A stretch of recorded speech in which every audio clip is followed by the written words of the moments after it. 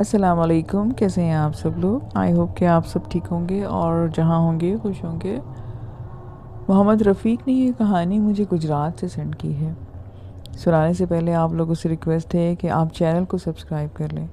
आपको अगर स्टोरीज़ और वीडियो अच्छी लगती है तो मुझे कमेंट्स में आके ज़रूर बताएं।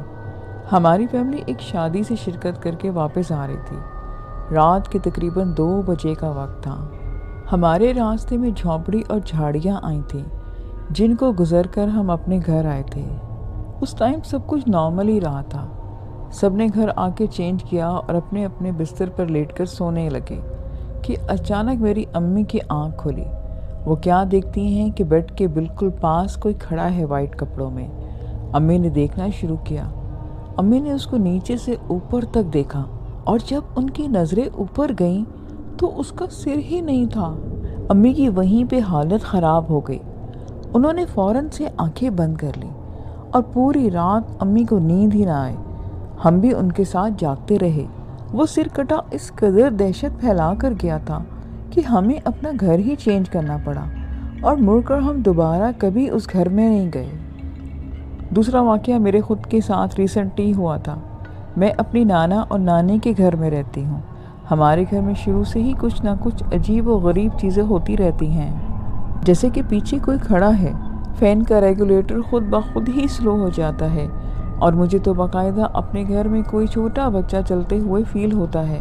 लेकिन वो मेरे रूम में नहीं आता क्योंकि मेरी अम्मी माशाल्लाह से रोज़ाना सूरह बकरा की तिलावत करती हैं, मगर मुझे वो बच्चा रेगुलर तकरीबन डेली नज़र आता है। मैं अक्सर तहज्जुद की नमाज़ पढ़ती हूँ तो मुझे ऐसा लगता है कि वो मुझे कह रहा है कि जैसे मत पढ़ो, तुम्हें ये नमाज कुछ भी नहीं मिलेगा।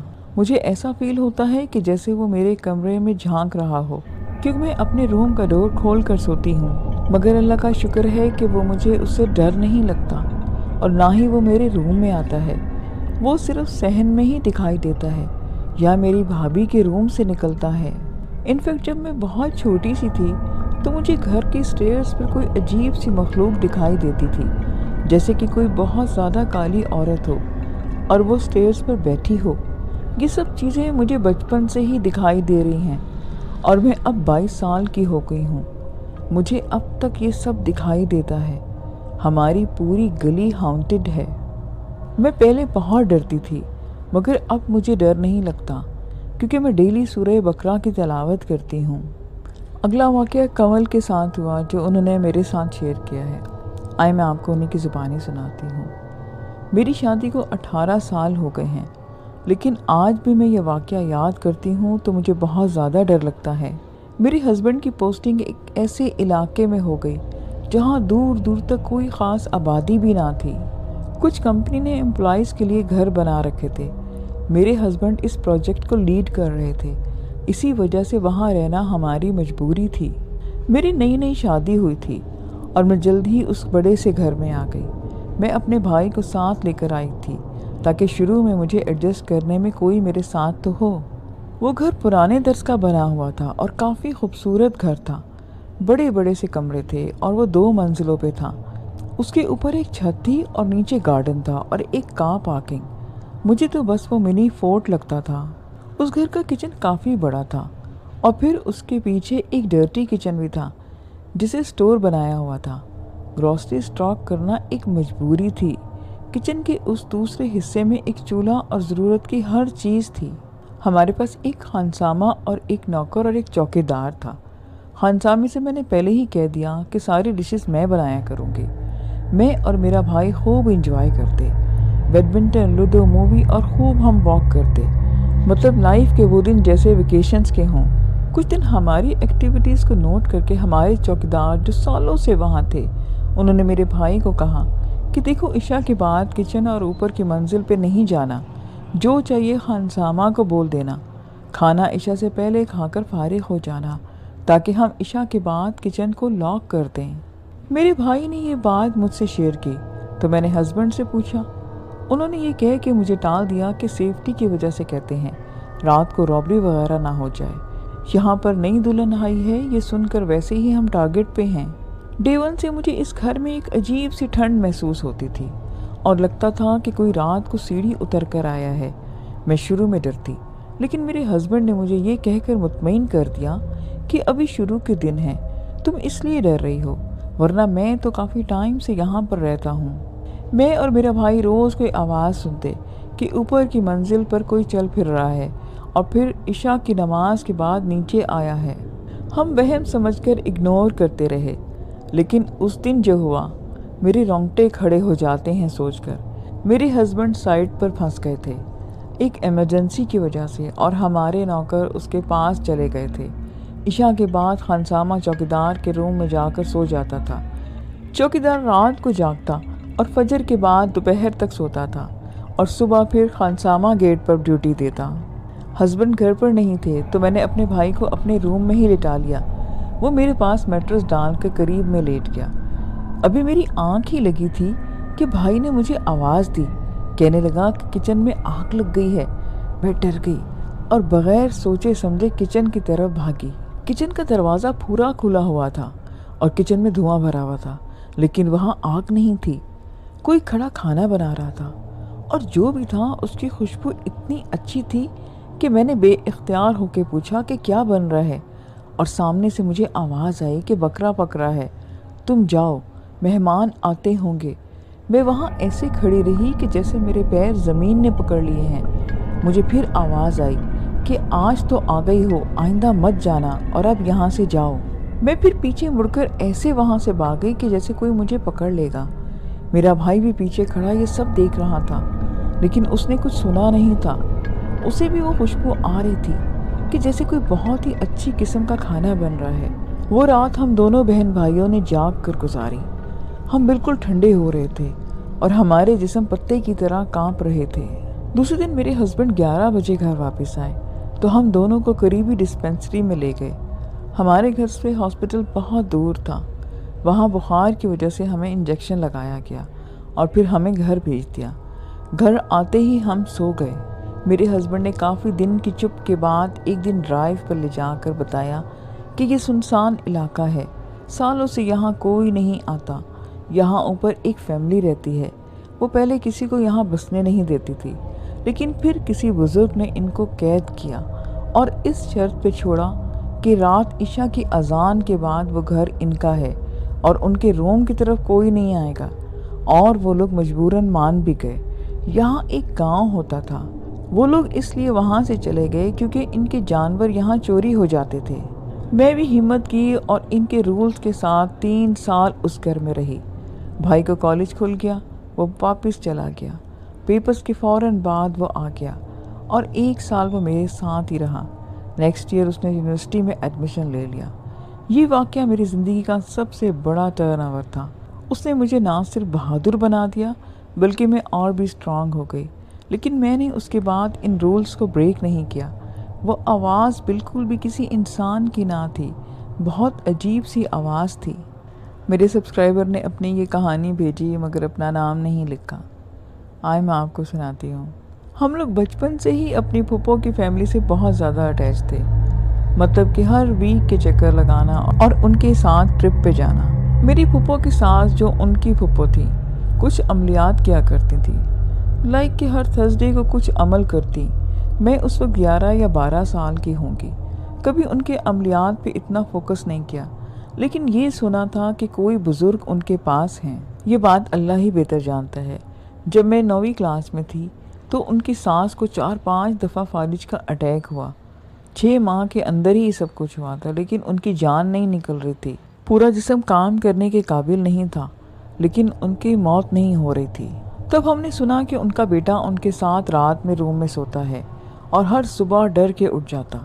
वो कहता कि कोई चीज़ रात को आके डराती है और रोज़ सुबह उनकी सास मेरी फूफो से माफ़िया मांगती। वो कहती कि ये चीज़ मेरा गला दबाती है, मुझे खुदा के लिए मार दो। खैर उनकी सास ने भी बहुत जुल्म किए थे जब उनके पास ताकत थी। मेरे दादा दादी तब जिंदा थे। जब ये सिलसिला नहीं रुका तो मेरी दादी ने सूरह यासीन का विर्द किया और एक पानी पे दम करके उन्होंने वो पानी भेजा और मेरी फूफो को कहा कि किसी तरह से भी ये पानी मेरी सास को पिला देना। मेरी फूफो बताती हैं कि वो दोपहर का टाइम था। जैसे ही वो पानी पिलाकर नेक्स्ट रूम में आई, उनकी सांस की जान निकल गई। इसी तरह मेरे फूफा जो एक अच्छी पोस्ट पर थे, ان کا ایک دفعہ انڈیا جانا ہوا، وہاں وہ گھاٹ پر گئے، ادھر سے پتہ نہیں کون سی چیز جس پر ان کا سایہ ہو گیا۔ جب وہ واپس آئے تو بہت بیمار رہنے لگ گئے، خوفناک سی آوازیں نکالتے، اپنے بیوی بچوں کو مارتے۔ ان کی ماں نے تب کسی عمل سے ان پر یہ سایہ ہٹایا تھا۔ خیر، ان کا خاندان ان چیزوں پہ بہت بلیو رکھتا تھا۔ اب جب میری پھوپھو کی ساس کی ڈیتھ ہوئی تو آئی تھنک کہ وہ ڈیتھ سے پہلے یہ سارا علم اپنے بیٹے کو دے گئی۔ جیسا کہ میں نے آپ کو پہلے بتایا کہ ہم اپنی پھوپھو وغیرہ کے بہت کلوز تھے۔ جب میں یونیورسٹی میں تھی تو پہلے میرے بھائی کی شادی میری پھوپھو کی بیٹی سے ہوئی، اور 5 سال کے بعد ہمارے بڑوں نے فیصلہ کیا کہ میری انگیجمنٹ میرے پھوپھو کے بیٹے سے کرتے ہیں۔ اس طرح میری کزن میری بھابھی بن گئی اور میں اس کی بھابھی، لیکن ہماری منگنی ہوئی تھی۔ مگر حالات کا کرنا کچھ یہ ہوا کہ میری اور منگیتر کی زیادہ نہیں بن سکی، اور 1 سال کے بعد ہماری انگیجمنٹ ٹوٹ گئی۔